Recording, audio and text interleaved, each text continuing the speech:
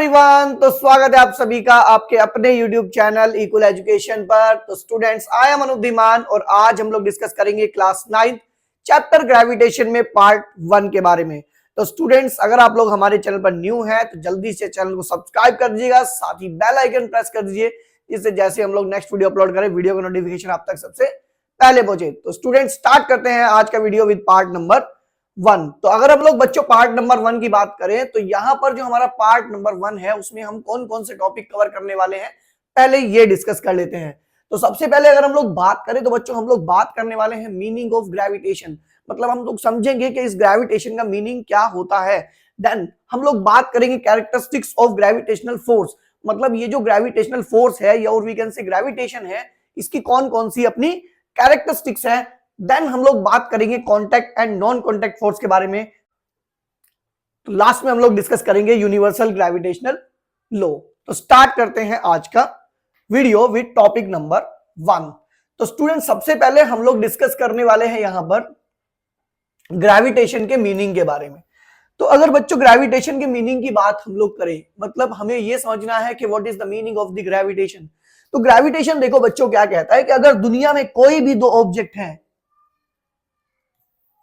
ये आपका ऑब्जेक्ट 1 है जिसका मास मैंने मान लिया m1 और एक ये ऑब्जेक्ट है m2।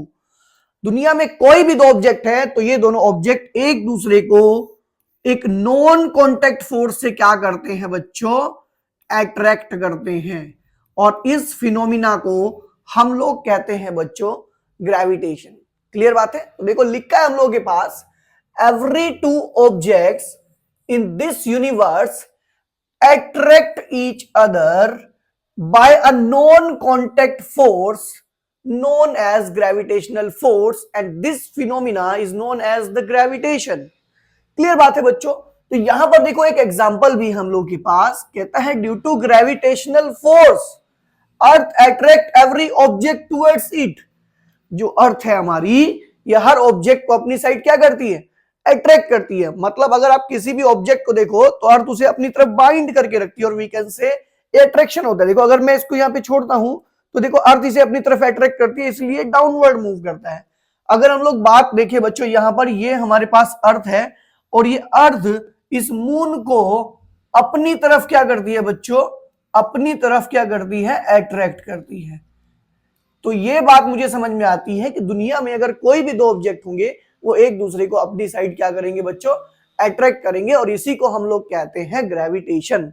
क्लियर बात है। तो यहां पर हमारा क्लियर हो गया मीनिंग ऑफ ग्रेविटेशन। अभी हम लोग डिस्कस करने वाले हैं नेक्स्ट वन।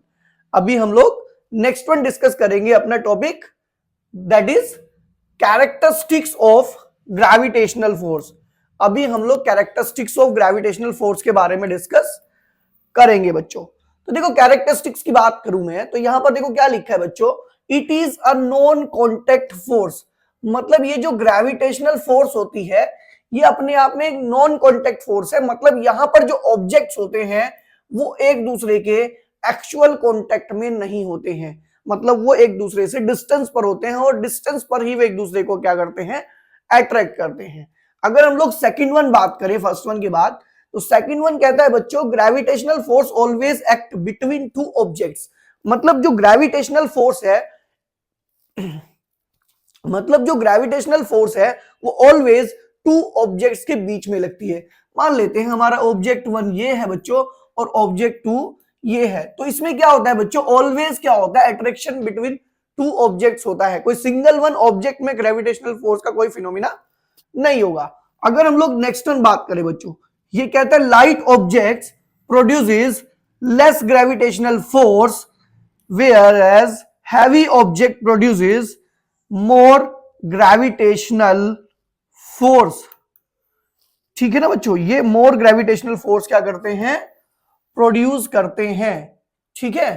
तो यहां पर आप लोग एक चीज नोटिस करो बच्चों, आप इस एग्जांपल में देखो यहां पर ये बॉल जो है बच्चों थोड़ी बड़ी है और ये हैवी बॉल है, तो देखो इसने ज्यादा प्रेस कर दिया इसको, और ये हमारे पास जो बॉल है ये थोड़ी लाइट है तो इसने कम प्रेस किया। इसका मतलब ये बात क्लियर हो रही है कि जो ग्रेविटेशनल फोर्स है, जो हैवियर ऑब्जेक्ट्स होते हैं वो ज्यादा प्रोड्यूस करते हैं और जो लाइटर ऑब्जेक्ट्स होते हैं वो कम प्रोड्यूस करते हैं। क्लियर बात है। तो ये हमारा सेकंड टॉपिक था बच्चों, that is characteristics of a gravitational force. Clear है। तो अभी हम लोग डिस्कस करेंगे नेक्स्ट वन टॉपिक, ठीक है। तो इसको क्लियर कर देते हैं, आगे चलते हैं अपने नेक्स्ट वन टॉपिक पर। अब हम लोग डिस्कस करेंगे next one, that is contact and non contact force. तो ये भी अपने आप में एक अच्छा टॉपिक है और अपने आप में एक इंपॉर्टेंट टॉपिक भी है, क्लियर है। तो सबसे पहले हम लोग बात कर लेते हैं बच्चों नॉन कॉन्टैक्ट फोर्स के बारे में। तो what is the non contact force? तो यहां पर बच्चों देखो लिखा है the force between two objects which are not in actual contact. इसका मतलब क्या है बच्चों कि अगर आपके पास दो ऑब्जेक्ट है और वो एक्चुअल कॉन्टैक्ट में नहीं है और उनके बीच में कोई फोर्स लगती है तो उसे बोलते हैं हम लोग नॉन कॉन्टैक्ट फोर्स। तो क्लियर हो गई बात, that is the force between two objects when the objects are not in actual contact. अगर हम लोग एग्जांपल की बात करें बच्चों तो ग्रेविटेशनल फोर्स हमारे पास एक एग्जांपल है।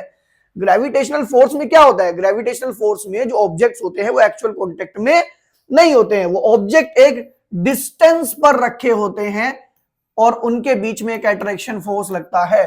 तो यहां पर ये एक नॉन कॉन्टैक्ट फोर्स है। अगर हम लोग बात करें बच्चों मैग्नेटिक फोर्स की, तो मैग्नेटिक फोर्स में भी कुछ ऐसा ही होता है ना। तो जो मैग्नेट होती है आपकी, वो जो ऑब्जेक्ट्स होते हैं, मैग्नेटिक सब्सटेंसेस होते हैं, उन्हें दूर से खींचती है, क्लियर बात है। तो यहां पर भी अपने आप में क्या है, ये भी एक नॉन कॉन्टैक्ट फोर्स का एक एग्जांपल है।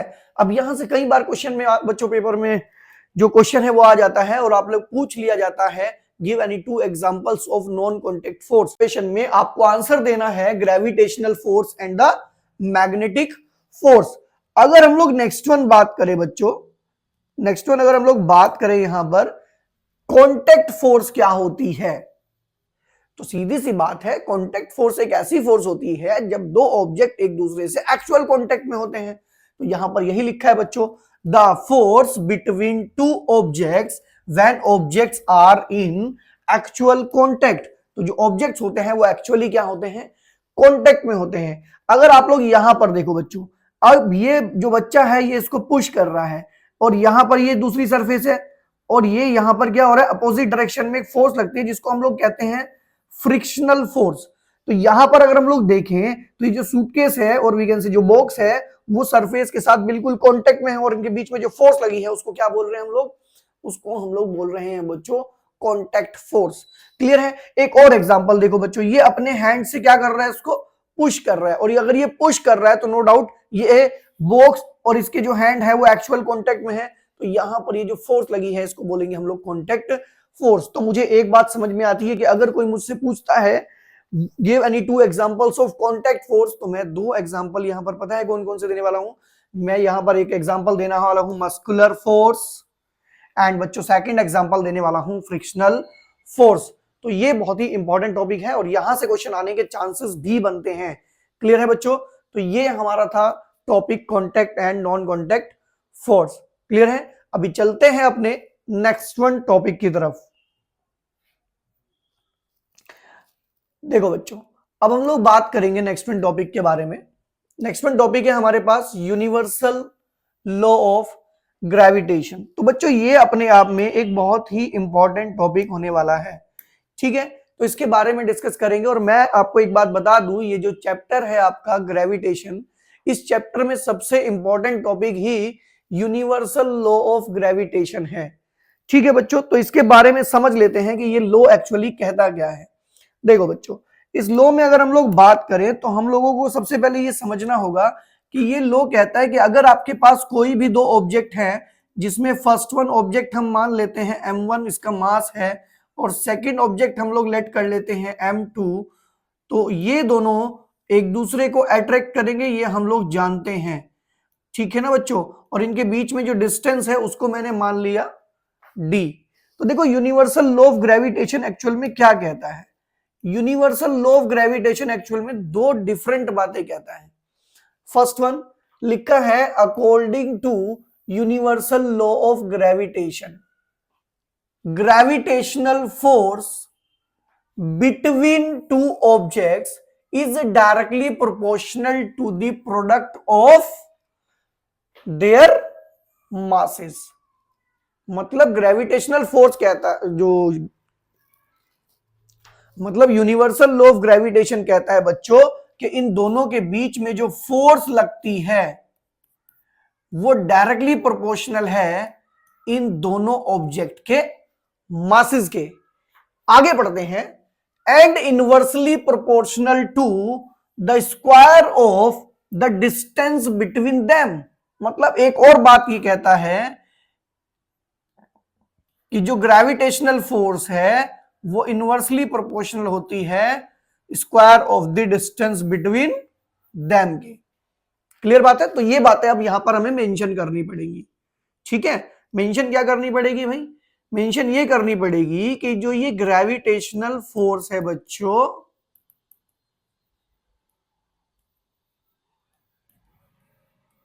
ये डायरेक्टली प्रोपोर्शनल है किसके? प्रोडक्ट ऑफ मासेस के। इसका मतलब ये जो ग्रेविटेशनल फोर्स है बच्चों, ये m1, ये जो ग्रेविटेशनल फोर्स है ये डायरेक्टली प्रोपोर्शनल है m1 m2 के। तो ये आपकी इक्वेशन नंबर 1 बन जाएगी। सेकेंडली क्या कहता है? सेकेंडली कहता है कि जो ग्रेविटेशनल फोर्स है, ग्रेविटेशनल फोर्स है बच्चों, it is inversely proportional to the square of distance between them. It means that ये जो ग्रेविटेशनल फोर्स है ये इनवर्सली प्रोपोर्शनल है डिस्टेंस बिटवीन देम के स्क्वायर के। आगे बात कर लेते हैं, अगर मैं इन दोनों कंडीशन को कंबाइन कर देता हूं, क्या करता हूं मैं? अगर मैं 1 एंड 2 को कंबाइन कर देता हूं, F आएगा proportional to m1 m2 upon d square. तो बच्चों आपको पता होगा कि जब भी ये प्रोपोर्शनैलिटी का साइन हटाते हैं तो यहां पर एक कांस्टेंट आता है। तो अगर हम लोग इस वाले यहां पर बात करें तो F is equals to constant आता है कौन? G। अभी G के बारे में भी डिस्कस करेंगे। तो यहां से मुझे एक बात समझ में आ गई, क्या? कि हमें यूनिवर्सल लॉ ऑफ ग्रेविटेशन का क्वेश्चन अगर कोई पूछता है आपसे तो आपको पहले तो ये स्टेटमेंट देना है, उसके बाद ये मैथमेटिकल रिप्रेजेंटेशन भी मेंशन करनी है। अब यहां पर जी के बारे में बताना पड़ेगा भाई। जी क्या है? जी है यूनिवर्सल ग्रेविटेशनल कांस्टेंट। यहां पर जो जी है वो एक प्रोपोर्शनैलिटी कांस्टेंट है and it is known as the universal gravitational constant. और जो जी की वैल्यू होती है बच्चों वो होती है 6.67 इंटू 10⁻⁻11 और इसकी जो एसआई यूनिट होती है Newton metre square kg-2। Clear है? अभी इस कैपिटल जी के बारे में हम लोग डिटेल में डिस्कस करेंगे सेकंड पार्ट में। क्लियर बात है? तो बच्चों ये हम लोगों का यहां पर फर्स्ट पार्ट जो है वो कंप्लीट हो गया है। अभी हम लोग आगे जो टॉपिक्स हैं वो इसके जो नेक्स्ट पार्ट है उसमें अपलोड करेंगे। तो स्टूडेंट्स आई होप कि आज का वीडियो आप लोगों को समझ में आ गया होगा।